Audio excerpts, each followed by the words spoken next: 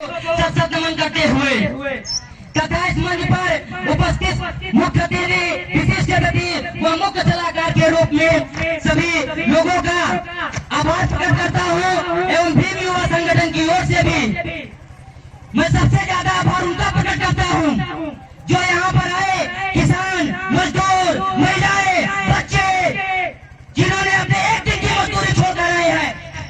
आपकी वो एक दिन की मजदूरी, आपका जो खेत काटना है, जुताना है, बोना है, आप जो हर जाकर के आए हैं, सबसे ज्यादा यह भीम युवा संगठन उनका आभार प्रकट करता है। आपने समय दिया। साथियों, आज कार्यक्रम आपको दिख रहा है और भीम युवा संगठन क्यों बनाया गया, क्यों मीटिंगें की जा रही हैं, हर हफ्ते हर ग्राम सभा में पहुंचा जा रहा है। हम लोग किसी एक मुद्दे को ज्यादा समय लेकर नहीं बात कर सकते क्योंकि हम लोग ग्राम सभा मीटिंगों में बात करते हैं, पहुंचाते हैं। इसलिए कोई यह चिंता न करे कि हम बाबा साहब को ठीक से पहुंचा नहीं रहे हैं, पहुंचा रहे हैं। लेकिन आज जरूरत है कि आज भीम युवा संगठन ने कार्यक्रम किया और आज ही नहीं, जब से कर रहा है, इसमें मुख्य रूप से हमारे साथी जिन्होंने अपने तन मन धन शारीरिक मानसिक रूप से पूरा सहयोग किया। भैया अंकित, मैं जिन लोगों का नाम नहीं ले सकता, मुझे उनसे अनुरोध है कि मैं उनका नाम यदि जान नहीं रहा या समय का अभाव बस नहीं ले पाऊंगा, वरना मैं सभी का नाम लेता। अंकित भाई, विमल भाई, सत्यवान, निर्भय, रमेश रावत, चंद्रपाल, शिवा डीजे, मनीष, चंद्रपाल, मुकुल, किसान, सोनू पासवान, राजकरण, मुकीम, अजीत भैया, डॉक्टर राकेश, डॉक्टर राहुल, सुशील और विमल,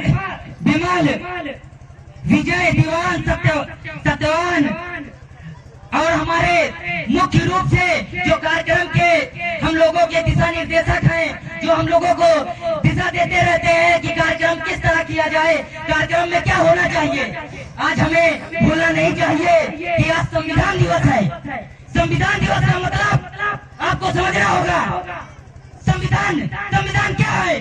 आज हम साथी होकर बैठे हुए हैं और संविधान के बारे में बात कर रहे हैं। संविधान किसी और ने नहीं लिखा, बाबा साहब अम्बेडकर ने लिखा, जिनकी इतनी देर से बात हो रही है। आपके घर से आपका बच्चा जाके संविधान लिखता है। मैं ज्यादा पुराना इतिहास नहीं दोहराने आया, मैं इतना बताने आया हूँ कि आज आप 50 साल पुराने इतिहास में जाइए। यदि आपके बच्चे को स्कूल जाने दिया जाता था, आप किसान, मजदूर भी ऐसे, ये भारतीय संविधान की वजह से आज कोई मंत्री बन रहा, मिनिस्टर बन रहा, IAS PCS बन रहा। मैं किसी पार्टी का सपोर्ट नहीं करता, मैं किसी संगठन का विरोध करता हूँ। मैं बाबा साहब और भीम युवा संगठन का उद्देश्य है सिर्फ बाबा साहब की 3 मूल मंत्रों पर ये काम करता है। कोई राजनीतिक इसमें दायरा नहीं। हम मुख्य अतिथि को बुलाते हैं, कोई पार्टी से हो, वो समाज का है, समाज के लिए पूछते हो। इसलिए हम लोग मुख्य अतिथि उन्हीं को बनाते हैं और सहयोग और समाज के लोगों को उन्हीं को बुलाते हैं जो समाज सदियों से पीड़ित रहा है। और भीम युवा संगठन का उद्देश्य ये है कि 3 मूल मंत्रों पर काम करना। शिक्षित बनो, बाबा साहब ने कहा शिक्षित बनो। शिक्षा का मतलब ये नहीं है कि हम लोग पढ़ ले, लिख ले, बस ऐसे ही पढ़ लिख कर बड़े बड़े लोग शहरों में रह रहे हैं, लेकिन गाड़ियों से घूम रहे हैं। आपके साथ कोई नहीं आएगा। ये पीड़ा दर्द जिनको होगी वही लौट कर गाँव आएगा। गाँव वही लौटेगा जिनको दर्द होगा, जो इस पीड़ा से निकलेंगे। हमारे ही समाज के लोग कुछ मनवादी विचारधारा के हो जाते हैं, वो समाज के नहीं आए, वो समाज के गद्दार हैं, उन्हें गद्दार घोषित किया जाएगा। यदि समाज की यदि उन्हें चिंता हो तो समाज में आए, हम लोगों के साथ कंधे से कंधा मिलाए, हमारे साथ कंधे से कंधा मिलाकर चलने वाले मुख्य सहयोगी इसी गांव के माननीय हरिचंद फौजी जी, पूर्व प्रधान कल्पना जी, दादा सुशील पासी जी, मवई हरकेश कुमार, इंद्रजीत डॉक्टर जी, राम कुमार पूर्व प्रधान खैराना, प्रदीप मास्टर जी, राजेश मास्टर जी और वीरेंद्र फौजी जी, इन जैसे लोगों का हम लोगों के साथ कंधे से कंधा मिलाकर समाज में हर गली मोहल्ले में गए हैं। कोई सीनियरिटी नहीं, कोई ऐसे काम नहीं किए कि हम अपने आप को ऊपर रखे। हमारे साथ पैदल गांव में घूमे हैं।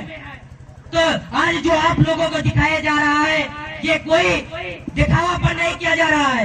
बस आप जितना रोज भीम युवा संगठन कुछ नहीं चाहता आपसे, आपकी जो इच्छा है वो आप करिए। आपको यदि लगता है कि हमें देवी देवताओं को मानने से यदि प्रॉफिट है तो आप अवश्य माने, लेकिन आपको ये बता देना चाहता हूँ आपके देवी देवता यदि आप इसे 100 साल पहले चले जाइए पुराने इतिहास में आपको मंदिर नहीं जाने दिया जाता था। बाबा साहब ने आपको मंदिर लेकर गए, लेकिन बाबा साहब ने कहा भी कि मंदिर हम तुम्हें इसलिए नहीं ले जाते कि तुम उस मंदिर में रोज जाना शुरू कर दो। बाबा साहब ने कहा था कि हम मंदिर तुम्हें इसलिए ले जाते हैं कि तुम भी इंसान हो, मानव हो। आज बड़ी बड़ी गाड़ियां आपको दिख रही हैं तो बाबा साहब की देन है। आज ग्राम प्रधान से लेकर प्रधानमंत्री तक बनाने का काम कर रहे हैं आप लोग, तो बाबा साहब अम्बेडकर के संविधान की वजह से। और आज उसी के उपलक्ष्य में भीम युवा संगठन संविधान दिवस मना रहा है। आप सबसे अनुरोध है कि आपने गीता पढ़ा, कुरान पढ़ा, जो कुछ भी पढ़ा, मुझे कोई ऐतराज नहीं। आप लोगों से सभी से अनुरोध है कि आप अपने बच्चे को एक दिन में एक पेज पढ़ सकता है संविधान का, वो कक्षा 6 से 7 से एक दिन में एक पेज संविधान का पढ़े, 365 दिन में गायब हो जाएगा संविधान।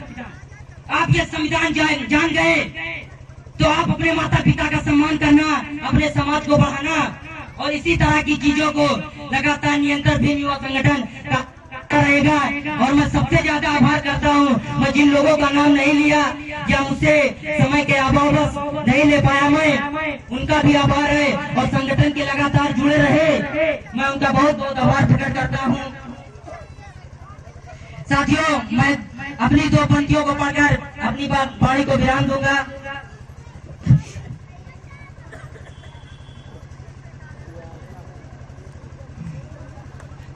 लुटते हुए समाज को देखकर जो खून नहीं खौला ऐसी खून की रवानी किस काम की।